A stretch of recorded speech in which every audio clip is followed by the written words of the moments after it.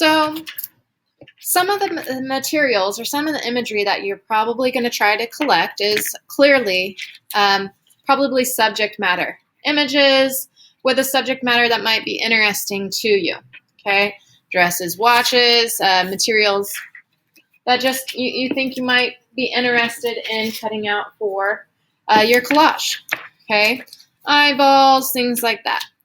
But some of the things that people don't think about cutting out are things like texture. Like maybe I don't really like this purse, but I love this texture in this purple bag. Or maybe I just like the purple itself. Okay, here's another perhaps subject matter that I might want to use. Another thing, here's another subject matter I might want to use. Okay, another subject matter maybe I want to use.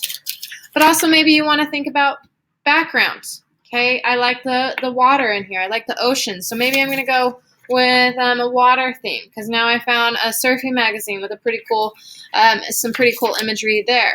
Okay, I also see certain subject matters that I might want to combine in there. So people typically go for subject matter, but they also don't think maybe I should look for a background.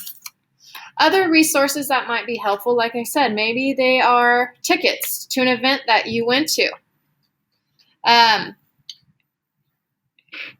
Maybe they are postcards. So here's a postcard I got in the mail with a really cool background image on here. Maybe I want to use that. Or here's another postcard I found with this cool little texture of dots on here. Here's another postcard.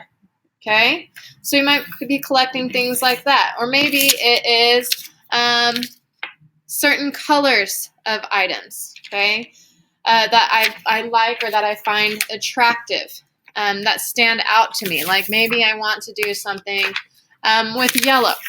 Okay, so I have something with a lot of yellow. Other resources, things like the inside of these envelopes have this really cool texture inside of it.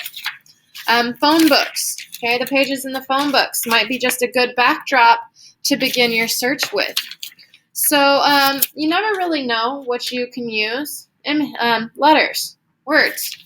You never really know what you can use. And like I said, the more things that you collect, the better off you are.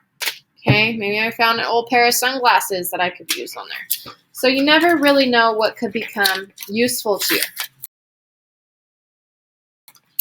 So what do you do once you are done collecting your items? Well, one of the things is that you don't really want to use the entire paper. Okay, this piece of paper here, it's the size of my sketchbook. Is this all? Do I want all this? I don't. I don't want the Weston. I don't want this material here. I don't want this stuff here.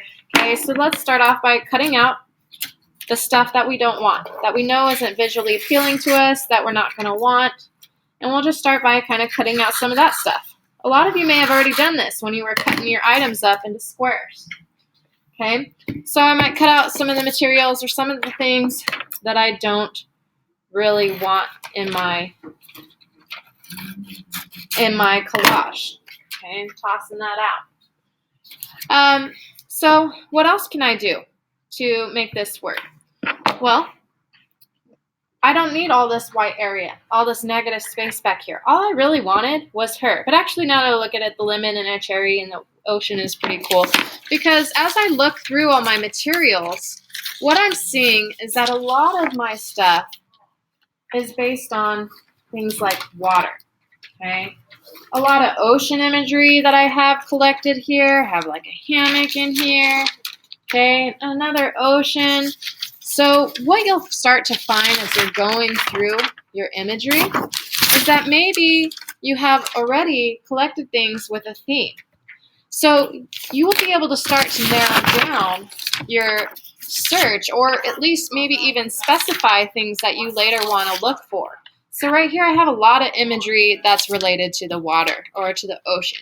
So maybe I want to make my collage based on the water. Because right now, for this particular project, for your sketchbook, we're not really concerned with telling a specific story, but really kind of developing a theme, working on layering, and working on how to manipulate our images. So I think what I want is I think that I'm going to be using, this is my background image. So all my images are going to go onto this image. So I'm going to start by kind of cleaning it up. See, it has these rough edges over here. So I might go over here and just kind of cut this, straighten that up. I probably don't want her in my picture, you know, honestly. I don't really need her. She doesn't do anything for me. So I'll probably end up cutting her out. Well, maybe not necessarily cutting her out, but covering her up with some more images. But I don't need the border around here. I probably don't even want those words, but I'm not quite sure yet. So I'm not going to cut up my image too much, just in case maybe I decide later on I want it. Okay, so I'm just going to go ahead and clean that up. And let's take a look at how it's going to fit on my sketchbook.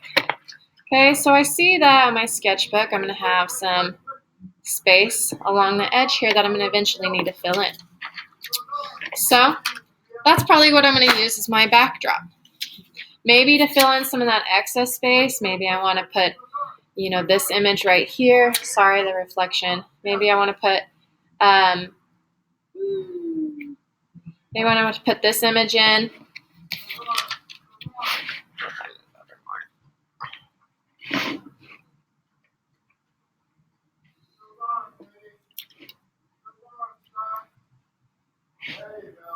Maybe I want to put this image of the ocean in there. Maybe I want to incorporate this wave in there, okay, to fill in some of that negative space that was in there. All right, so what else can I do? So maybe I wanted her in there, but it doesn't really fit on top of my background. It's too white and stuff like that, but this theme right here really goes with the theme of the water background. So what I'm going to do is I'm going to cut out all the information I don't need, all that visual information I don't need. So what I'm going to do is I'm going to go ahead and take my X-Acto knife and I'm going to cut exactly what I want out.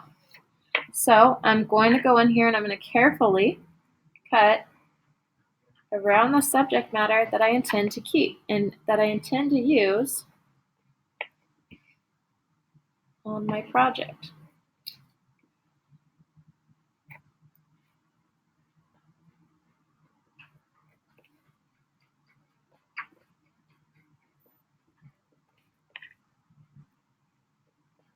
You want to have nice, smooth lines, so you want to make sure that the blade of your X-Acto knife is nice and sharp. So if it's not sharp, you need to let me know and we can replace it. Okay. You would know because it would have a nice pointed edge. It would cut really smoothly. Okay, I'm going to cut around her, just little pieces at a time. Little pieces at a time. I'm going to cut around here. Curves can be a little difficult. If you have a lot of curves in your images, you can let me know because I have a special X-Acto knife that cuts just curves. So if you have a lot of round areas, please let me know. We can make this a little bit easier on you. Go ahead and cut that out.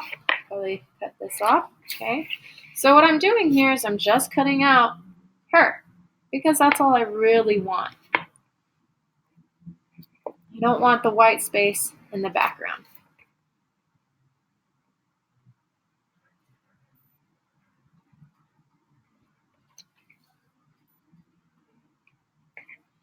I'm pushing down rather hard so that I don't accidentally slip. I'm making sure to keep my fingers out of the way in case I slip.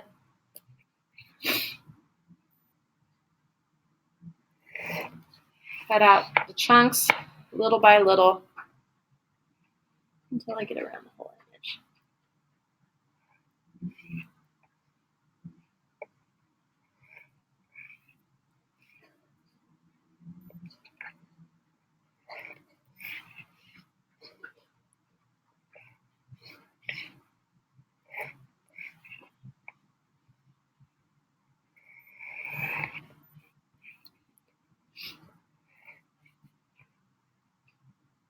Almost finished.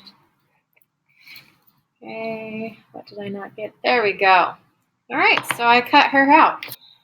I've cut her out. I've cut what I wanted out. I got rid of all that excess space, all the letters, everything I didn't want. Although I'm not quite finished. You see this interior space here? I'm going to go ahead and cut that out too because it's going to allow me to have more variety and be able to manipulate my images a little bit more. So I'm going to go in here and I'm going to cut out the interior as well.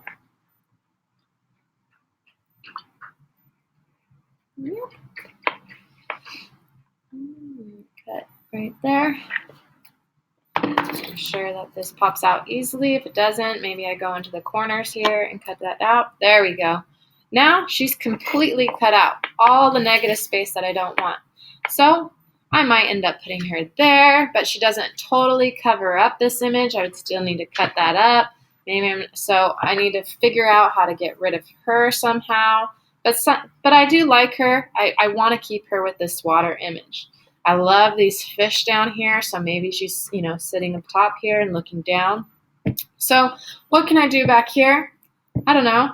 I might be able to find other imagery to cover over the top of this girl. Maybe I find some color or something, just some blues and a variety of different blues to put over the top of this. Maybe I find other ocean scenes and I can kind of cut out the negative space and place that on top of there. But somehow I'm going to find some imagery that I can have to cover up this girl because I don't really want her there. So as you're starting to see that you have themes that go with your collaging or themes with the images that you found, you're going to start to limit down and narrow down your search for stuff, okay, that you might need, that might be useful to you. Rather than at the beginning, you were just flipping through the magazines and pulling out everything you could possibly pull out that was visually interesting.